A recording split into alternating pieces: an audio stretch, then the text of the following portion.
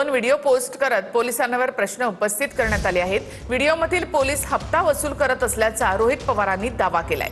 सुसंस्कृत पुण्याचा पूर्णतः बट्ट्याबोळ झालाय अशी टीका सुद्धा त्यांनी केली। दरम्यान व्हिडिओ कधीचे आहेत याचा तपास करणार असं अमितेश कुमार यांनी म्हटलेलं आहे। शरद पवारांच्या राष्ट्रवादीचे आमदार रोहित पवार यांनी 2 व्हिडिओ पोस्ट करत पुणे पोलिसांवर प्रश्न उपस्थित केलेत। व्हिडिओत दिसणारे पुण्यातले हे पोलीस हफ्ता वसुली करत असल्याचा रोहित पवार यांनी दावा केलेला आहे। सुसंस्कृत पुण्याचा पूर्णतः बट्ट्याबोळ झाल्याची टीका या व्हिडिओवरून रोहित पवारांनी केली आहे।